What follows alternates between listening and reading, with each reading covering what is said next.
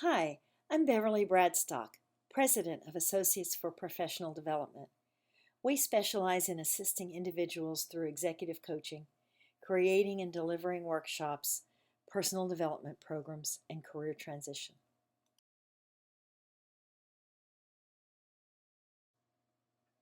The team at Associates for Professional Development is a group of people with a passion for helping others through career transitions. We have all experienced career transitions and understand that it's difficult. We also understand that it can be a positive and exciting time when new opportunities open. Our highly customized approach focuses on your success in making your next career move. We use all the advantages that technology gives us to work with our clients in the most efficient, effective ways possible. We have worked with individuals at all levels, from hourly and salaried workers to senior level executives. The purpose of this webinar is to overview the information that we offer in our Career Strategy Manual. It's a resource that can assist you in every phase of your career transition. This is the second webinar to help you with writing your resume. I hope you realize that creating an awesome resume is worth the time it takes to do it, and it does take some time. And I want to encourage you to invest in yourself by making the effort to create a resume that you're proud of. I'm going to encourage you to use the Associates for Professional Development manual to get more detailed information and use as a reference. You can find resume development information and resume samples on pages 59 through 93. In the webinar entitled Job Search Materials Part 1, I talked about basic resume formatting, what to include on your resume and what not to include. I talked about writing a career summary and how important that is to capturing a reader's attention. We looked at how to write job search correspondence and finally how to manage references. I skipped over the very important subject of accomplishment statements because I wanted to devote more time to that subject today in part 2 of this series. I want to show you how to create a resume that gets noticed, one that represents the work that you have done in a way that hiring managers can recognize your value and see how you fit into their team. I also want you to know how to create a resume that makes you proud of the work that you have done and supports you in your interview process as you follow your career path. Most of us think about writing or updating our resume when or if we're applying for a job. After we get a job, and sometimes even if we apply for a promotion, the resume stays safely tucked away in a drawer or deep in the archived files on our computer. For many people, preparing a resume is only a little less daunting than preparing our taxes. Today, I want to help you get past that anxiety so that you can get busy creating the best resume you've ever had. Let's get started by looking at a sample awesome resume. You might recall that in the first webinar about job search materials, I showed this resume to you. This is a very short version of an awesome resume. It has lots of good information, including accomplishment statements. From Cheryl's career summary, we can see that Cheryl has a long work history. She has direct customer contact. She's very accurate, 0 defects in 4 years. She sees things through, and she's able to learn new tasks. Her career summary gives us some information about her right up front. That's good. She also has accomplishment statements that tell us about the value she brings to the company by the way she does her work. Let's take a closer look at the accomplishment statements from her most recent job. There are 4 statements. Here are the things we learn about Cheryl from them. She's an advisor to her customers. She must have a relationship with them because she can tell them when they need to make changes, and she partners with them on large projects. She's accurate Super accurate. 0 defects in 4 years. Wow, I'm proud of myself if I get 0 defects in 4 hours of work. She can coordinate and manage a lot of different tasks at once, and she meets deadlines. Before we get started with the mechanics of accomplishment statement writing, here's a definition of accomplishment statements.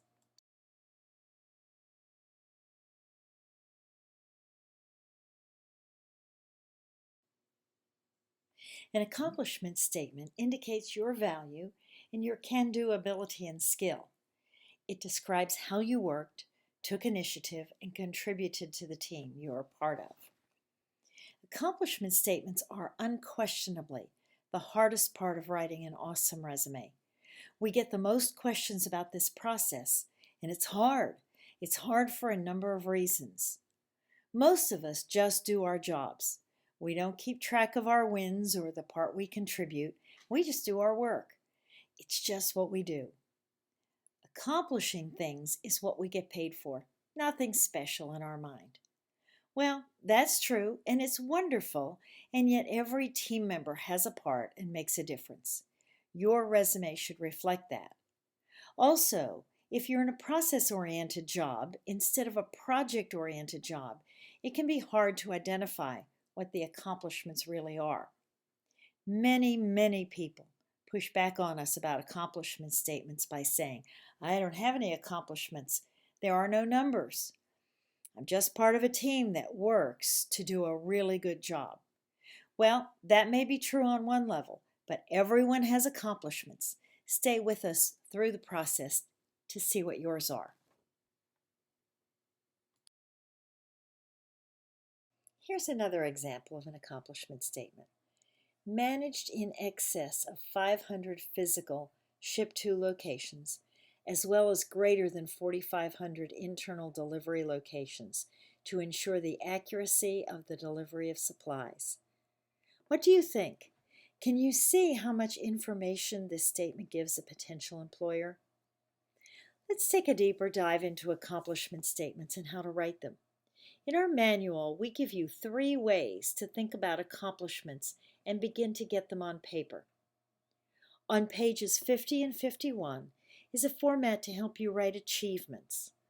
On page 62, you can see the 4-question exercise, and on pages 63 and 64, we explain the STAR method. This is the first one that we're going to be discussing today. Starting on page 63 and going through page 65 is a method of writing accomplishment statements that we call the STAR method. What is the STAR method?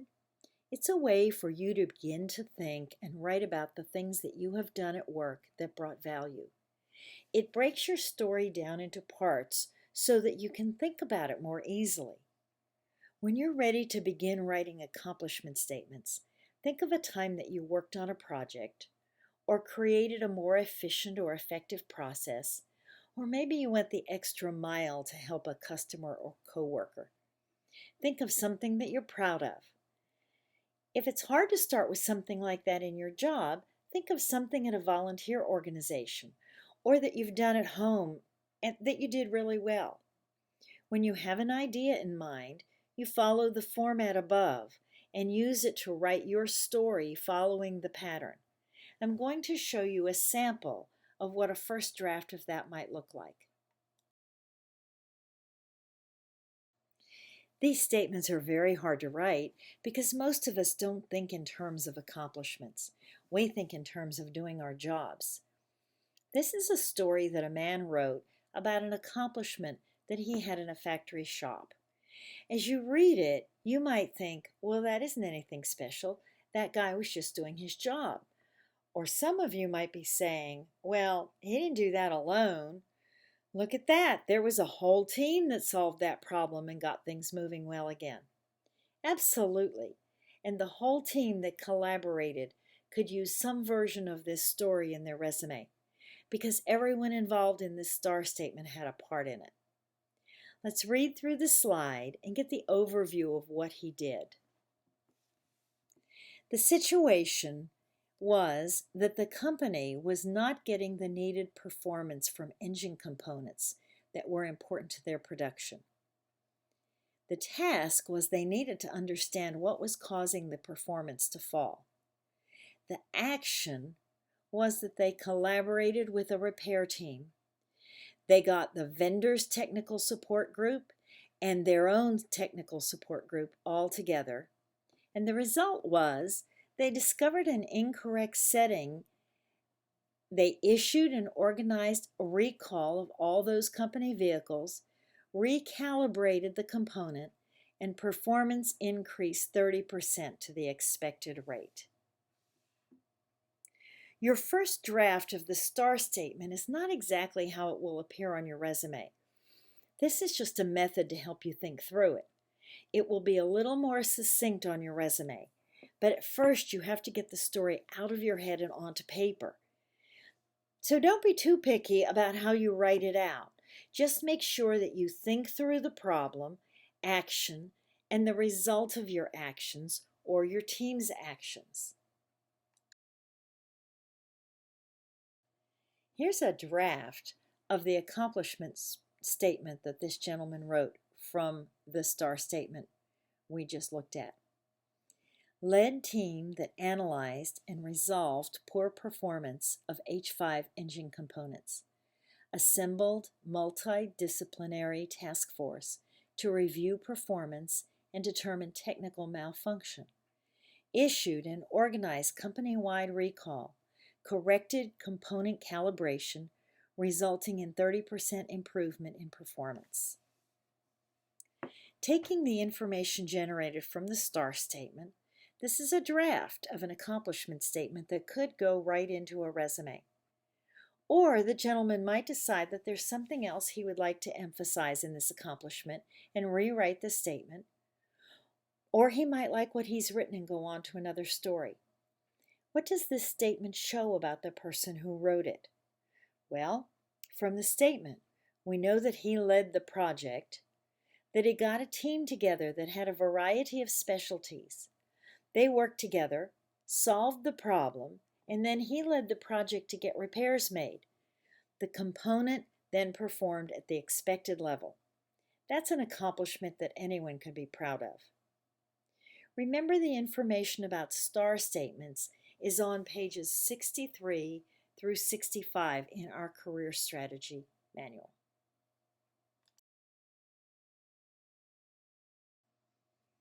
Let's look at another accomplishment statement. This person had a lot of things to ship. This person was either responsible for the department or she managed the process. She didn't do all the delivery herself. But still, when you read this accomplishment statement, you get a sense of the scope of responsibility she had and the result of her leadership. Notice in our examples how valuable and powerful it is to include numbers. You might not be able to give an exact count or an exact dollar value, but you can estimate and use round numbers. Anytime that you can include a number, you should. It gives the reader a concrete example of your productivity. Sometimes you can use actual, real numbers, like 4,500 accurate deliveries. Sometimes you can use a percentage, like 30% improvement, or you might say you doubled the number of accounts. So think about numbers and how you can best use them in your accomplishment statements.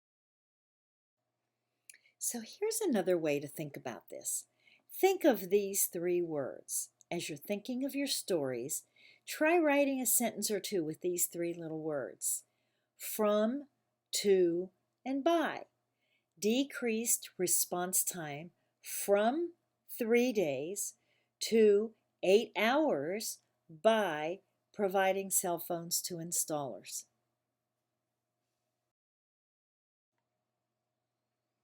Here are two more. Doubled customer visits by reassigning customer calls based on zip code. Reduced travel expense by 70%. Or how about this? Led initiative to increase employee safety by assuring regulatory compliance with all department logs. Compliance was increased from 75% to 100% by requiring daily completion of forms. Not all accomplishment statements will fit into this form, but it gives you another way to think about your story and structure it for your resume. This method is not in our manual. It's a special bonus strategy for listening to this webinar. We have a lot of tricks to help you write accomplishment statements. That's because they're so important. Here's another way to look at it.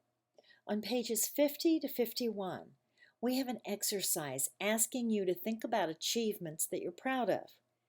Sometimes using these questions and thinking about personal instead of professional achievements will help you to learn to break your actions and activities down into parts so that you can write accomplishment statements. Once you get the feel of thinking this way, it becomes a little easier. The prompts on page 50 may be easier for you to respond to. We found that if you go back to a school project or a volunteer event that you worked on, you might find that you have better success. What about some good old-fashioned brainstorming? Spend some time with a legal pad in front of you or a blank computer screen, or if you have it at home, just a piece of flip chart paper on the wall. Think about the questions you're seeing on this slide. Think about them in connection with the jobs you've had over time. Are you the person who always organizes things? Do you like to solve the hard problems? Are you the one who steps in with the difficult customer? Take some time to think about and own your accomplishments. If you listened to the webinar about getting started with your career transition, you heard me say that the worksheets in the front of the manual can be very helpful throughout your search. This is one of the things that those exercises help you with. If you didn't take time to complete pages 34 through 58, this would be a good time to go back and do that. The worksheets seem very basic and simple, but they give you words to describe yourself. You'll find the information most helpful in writing accomplishment statements. Also, pages 87 and 88 have lists of action words that you can use in your accomplishment statements. Let's look at some standard job duty statements and some accomplishment statements that could be substituted. It may help you get some ideas about wording and tone for some of your statements. Here are some job duties written into accomplishment statements. Instead of just saying that he resolved insurance claim problems, this man gave more detail to the steps of his process. Notice there are no numbers on these. If there were numbers included, it would be an even stronger statement, but we don't always have numbers available. You can still write an informative and strong statement without numbers. In the second statement, we received added information. We received information that she was recognized for exemplary customer service. Still no numbers, but now we know that she received recognition for her work.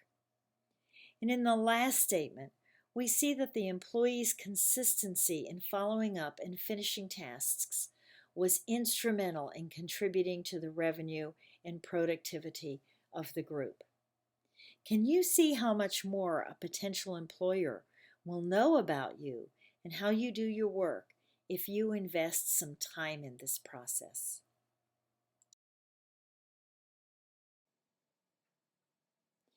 Be sure to get input from someone else about your accomplishment statements. You might be writing a statement that makes perfectly good sense to you, but to someone who hasn't experienced the story, it might not be as understandable. Feedback is a very important part of this process. It's likely that your resume will be read by many who don't know you personally, and some who don't understand your specific job role or specialty. Make sure that it communicates what you want it to.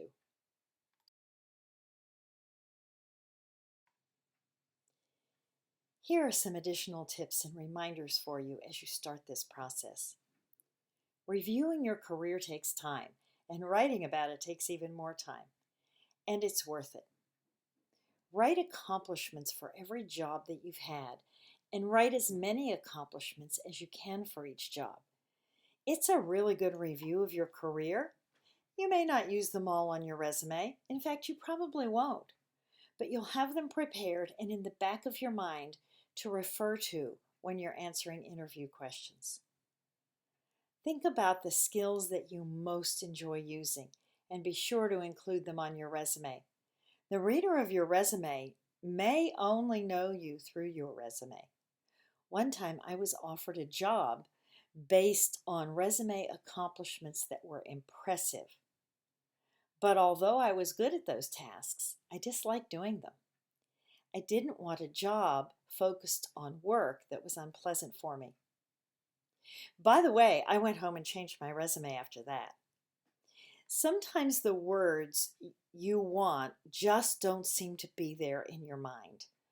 That's the time to go back and use those worksheets. If you have them, it's also helpful to review your performance reviews. Sometimes comments on those have descriptions about your work that can be helpful. Your more recent accomplishments are most important on your resume. They tell about the work that you've done most recently and often have a larger scope than accomplishments in an earlier job. Spend the most time on those.